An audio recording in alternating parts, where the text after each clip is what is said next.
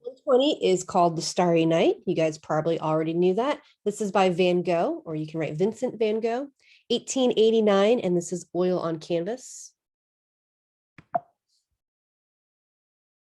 All right, there he is. What do you guys already know about Van Gogh? I'm sure you guys have heard things at some point in your career, schooling career. So what a lot of us know is, that he suffered depression, that he took his own life, that he cut off his own ear, but there's a lot that kind of led up to that. I encourage you guys to watch this clip from the Doctor Who series where they take him to a museum to see the influence that his art actually had on people, because he never got to experience that as an artist. So I feel like his story really embodies the idea of a tragic artist. So overall, he's born in Holland, so he's a Dutch artist. His father was a minister. His brother is really his big supporter. So his brother managed a Paris art gallery, and he financially supported, so his brother Theo financially supported him. He would send him money so that he could continue to paint, that he could live. And then he would try to sell his brother's paintings in his art gallery, but he was unsuccessful. So during Van Gogh's lifetime, he actually only sold one painting.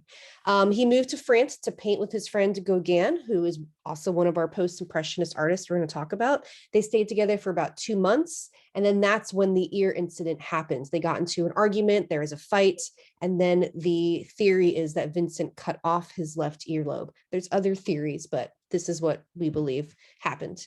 The last 2 years of his life is spent in asylums, and then he died possibly of a self-inflicted gunshot wound. So I would write something about that down, maybe not word for word, but we know a lot about his life because he documents himself through his artwork. He has over 40 or around 40 self-portrait paintings that he did of himself. And then he also wrote detailed letters to his brother Theo that have been compiled into a book that you can read about and learn about his life and his feelings. All right, so specifically relating to the Starry Night, you can think back to that religious upbringing of his father being a minister. I believe Van Gogh himself also tried to have a career being someone spiritual and then failed. And he was a self-taught artist. He did not go to school or trained to learn art. He just kind of started painting. But his work focuses on nature with an awareness of the spirituality. You can relate that to that vertical cypress tree. So you have it connecting with the sky and the earth. Kind of reminds me of the Lanzon, right? Pointing up and down like an axis mundi. And then he made this painting while he was a patient at an asylum. The first attempt, so he's got several versions of the Starry Night. First one he made outside with a gas lamplight. Second version was then painted near the asylum. So what you should know is that he's combining this idea of observation. He has seen this scene, right? But the sky didn't actually look like that. So he's combining observation with imagination and spirituality and feelings. And this is what he creates as his style. So here's another idea of painting the stars. This is called the Starry Night over the Rhone, I believe. So here's a quote from him. "I don't know anything with certainty, but seeing the stars makes me dream." So this is a reoccurring theme in his work of painting a night sky with the stars. All right, so let's compare this to a Monet. So you have Impressionism on the left, Post-Impressionism on the right. What is he doing different than Monet, right? You kind of see a similar composition. It's a landscape. There's a horizon line. You have this strong verticality on the left, kind of taking up a third of the painting, but it's really different. So what he's doing, he's combining, he's painting more of what he feels than what he sees. So that's the difference between Impressionism and Post-Impressionism. He's developing a style combining emotional and psychological responses to subject matter. Another way you can word that, he's combining direct observation with emotion and imagination. So that's the difference, right? Impressionists are really trying to capture an impression of nature. What am I looking at? What is the scene? How can I use brushstrokes and vibrancy and all these artistic techniques to capture it? Post-Impressionism is now combining that with how the artist is feeling. So Gauguin is on the bottom. And this is the friend that they stayed together for a while. And then this is the painting we're going to study of Gauguin's. So very similar to that, he did not want to capture just the natural world. So Gauguin is probably looking at these ladies and he's painting them, but he's combining them all together into this composition. He's adding other elements that he's not looking at to create this scene. So Van Gogh is presenting this vision of the world, like I said, infused with his religious upbringing, inner feelings. And this is going to be the foundation for the next art movement, which is Expressionism. So Edvard Munch paints The Scream, what is that, like 4 years later, right? This is really soon after Starry Night. All right, so like I said, we know a lot about his life and a lot about what he's thinking and his ideas because of these letters he wrote. He always wrote to Theo. In class, we're going to watch the trailer for Loving Vincent. If you haven't seen that movie, I definitely encourage you guys to watch it. We don't need to write that down, but that's just interesting. All right, this was his last painting that he made, but I'm showing it so you can also see the brushstrokes. The way he uses brushstrokes really helps create the movement in all of his compositions. So adding to the expression of the brushstrokes is this concept of impasto. Impasto is thick globs of paint. I really want to touch a Van Gogh painting. I think I'd get in a lot of trouble for that. I did take this picture from the Nelson of one of the Van Goghs that we have. So you can actually see, the shadows, like the paint is so thick, it's casting shadows on the canvas. So here's some photos I found of Starry Night details. All right, and then back to the Nelson. Here's a couple that we have there in our Impressionism and Post-Impressionism galleries.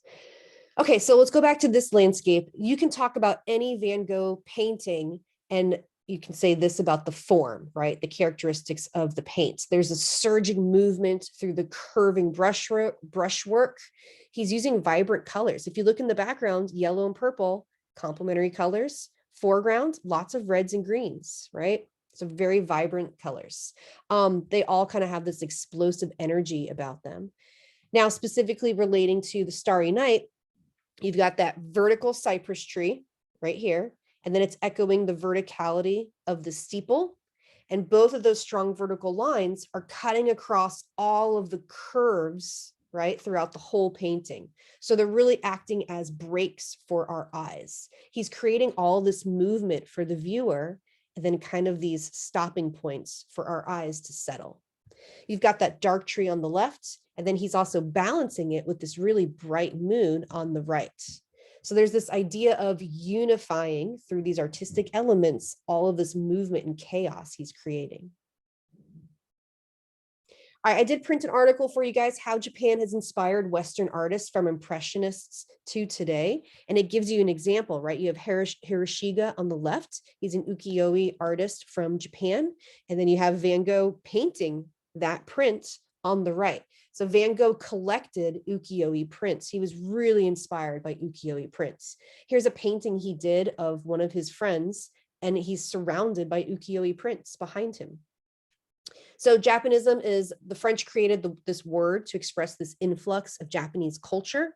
Relating to the art, the most significant import from Japan was woodblock prints, which are called ukiyo-e. Means the floating world. So ukiyo-e prints, or this artwork from Japan, is really important to the Impressionists and the Post-Impressionists. This is what helps make their art look the way it does. Here's a self-portrait of him with a bandaged ear, and then you've got an ukiyo-e print that he probably owned right behind him. All right, so here's our famous ukiyo-e print that we know, right, by Hakusai.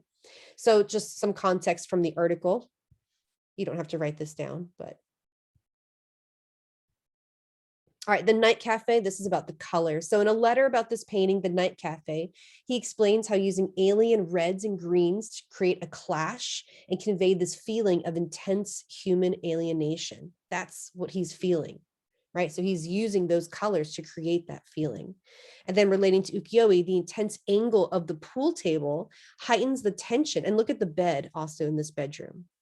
Also, I read that he painted this bedroom several times because it was his safe place. This is a place that he felt comfortable. And so he always went back to painting this scene of his room. So that intense angle of that pool table, of the floors in both of these interior scenes, of the bed, heightens the tension and reflects his influence of Japanese ukiyo-e woodblock prints. All right, add in our notes.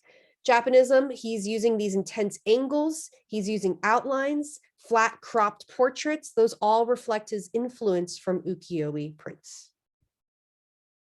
All right, who is this artist who made this sculpture? This is a quote from him. Okay, so this artist frequently spoke of his admiration for Vincent van Gogh, whom he regarded as an admirable demolisher of academic formula, who also had a genius for light.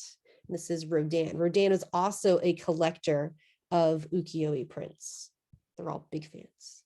Big fans. All right, your post-impressionism worksheet. So for Van Gogh, for his subject matter, the content, what he's depicting, typically self-portraits, flowers, landscapes, still lifes. Those right there, that's like academic art, right? If you go to art school, this is what you practice making.